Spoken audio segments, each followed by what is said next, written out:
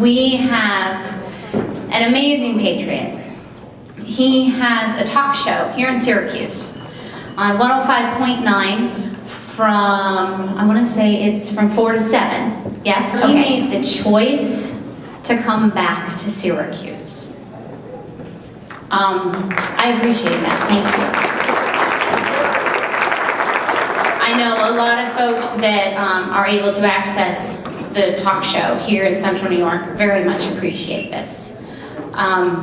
I know there's a few people here that would not have been here if they hadn't been listening to your radio station because you plugged this dinner.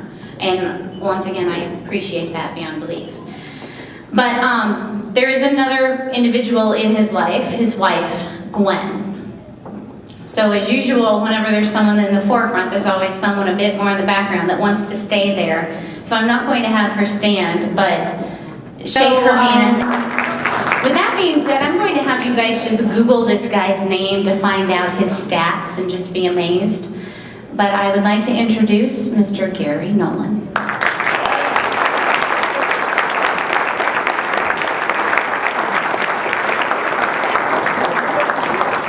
The bomb what?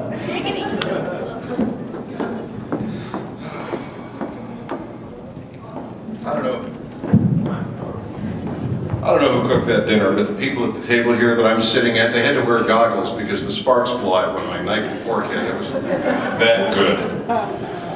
I stand before you a recovering Republican.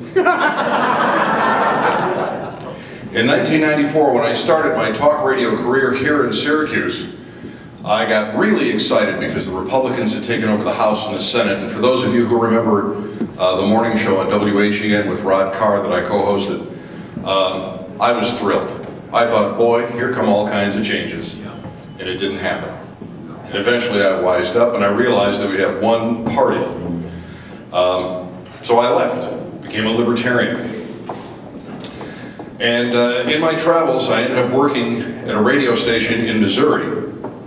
And the state of Missouri put out a warning to law enforcement. It's called the MIAC report. It's the Missouri Information Analysis Center. And the MIAC report specifically describes supporters of former presidential candidate Ron Paul, a Republican, Chuck Baldwin from the Constitution Party, and former Republican Bob Barr, who ran as a libertarian. Referred to them as militia-influenced terrorists, and instructed the Missouri police to be on the lookout for supporters displaying bumper stickers and other paraphernalia associated with the constitutional campaign for libertarian parties. And God forbid you should have that "Unite or Die" on your back bumper. So the MIAC report was similar to one that was put together by the Phoenix Federal Bureau of Investigation and the Joint Terrorism Task Force. That was during the Clinton administration. The FBI document explicitly designates defenders of the Constitution as right-wing extremists. The MIAC report expanded significantly on the earlier document. According to MIAC opposition, world government, anybody in opposition to world government, NAFTA, federalization of the states, restrictive gun laws are a threat to police. So they literally, they said that we were, fearful of the New World Order and that we were off our rocker, and if you saw a bumper sticker like that or one for Bob Barr, you should approach them with care and said, quote, "You are their enemy," referring to law enforcement. Well, Janet Napolitano and Homeland Security have a similar report that includes, of all things, returning veterans. They're on the list. Well, it's my belief that the Founding Fathers had the good sense to leave us not only with the operating manual for the federal government, the Constitution, but with the service manual too, and that would be the Federalist Papers. And as a libertarian, it's my belief that we can save this great republic through education, not violence. And if you believe that, and that you and I are endowed by our Creator, I know Obama forgot that part of the line, but he's an Obamunist, you can't help it. With certain inalienable rights like life, liberty, and the pursuit of happiness, if if you believe that we have the right to own and bear arms, that we have freedom of religion and the press, that the government is limited by the doctrine of enumerated powers, then you and I will travel together. And our journey is going to be a long and often frustrating one, but tenacity and perseverance are going to win the day. See, we know the benefits of liberty. We understand what the Constitution gives us. And it's up to us to educate the rest of America. We need to explain the dangers of an ever-expanding federal government with entitlement programs whose costs are going to lead to the demise of the republic. Janet Napolitano, Homeland Security, authors of the MIAC report, they may view me as an extremist. But I am reminded of the late Senator Barry Goldwater's famous line when he said, "Extremism in the name of liberty is no vice."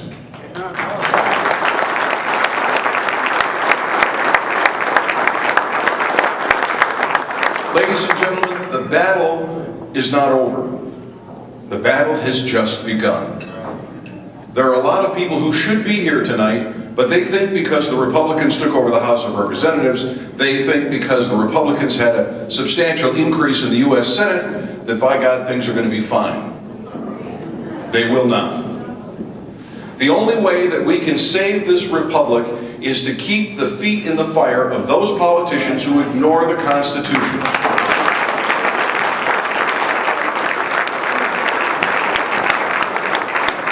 We can win this and bring the republic back without firing a shot.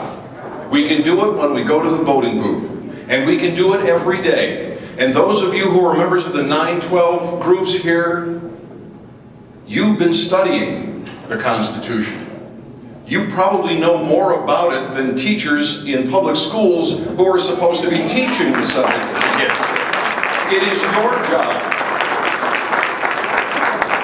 It is your job to reach out one person at a time. It is your job to be tenacious. It is your job to persevere until we've finally hit the tipping point and we've saved the republic. We can do it. Now, I was admonished not to go more than 10 minutes. I said I could do this in 3 hours and then I'd be through. But they wanted it limited to 10 minutes. So I'm going to close with this admonition, as I always do. Ladies and gentlemen, whatever it is in life that you want, go out and get it. Don't wait for the government to drop in your lap. You make it happen. You seize the day. Thank you.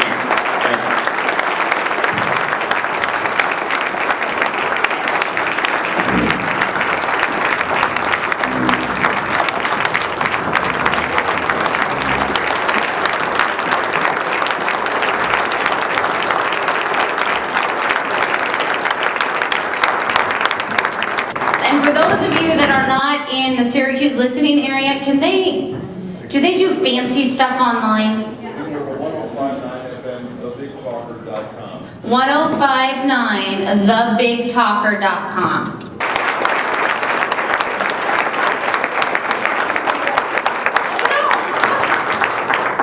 We always show up to things dressed alike, which might be why we confuse people. My name is Elizabeth Schultz. I also go by Eli, and I am the New York State Coordinator for the Revalue America Tour. How many of y'all were able to attend that? Thank you so much. Well, don't worry if you missed it. It's coming back next year, and I expect to see everyone there. That's great. Well, I know that all of y'all who are here tonight have a real deep love for this country, right? That's why you're here. And you are all concerned about where we're going as a nation. That's why we're here. And you have all been motivated to do something about it, correct? Yeah. Great. You have stood up and you have taken action. You are using your unique abilities and spheres of influence and talents to do that work that God has called you to do in the restoration of this nation. So I want to thank you. I want to thank you for standing up, for being courageous, for sacrificing. Thank you. Thank you, thank you, thank you. You give me hope. What an honor it is to be among such a great group of people who are working hard to restore this nation, to restore freedom here. Now, America is a geographical location, but more importantly, America is an idea, right? And that's what we're trying to preserve. That's what we're trying to defend and restore. And the idea of America means something. It means some very specific things. In fact, it used to be that when someone said, "There goes an American," they meant something very specific. That person believed in something specific, and they acted in a certain way. We have lost that. Picture, if you will, close your eyes, we're going to do some little mental imagery. A map of the United States. Big map, spread from sea to shining sea. It's beautiful. This is the country we love. Now, from that map, cut out California, Texas, Alaska, and 30 other states, and I'd include New York in that. What do you see? A tattered map. That map is not very defendable when it comes to if it was a picture of the United States geographically, correct? That is, you can't defend that, right? And thank goodness that is not the picture of this country physically. I hope it never becomes that way. However, that is the picture of this country when it comes to America, the idea.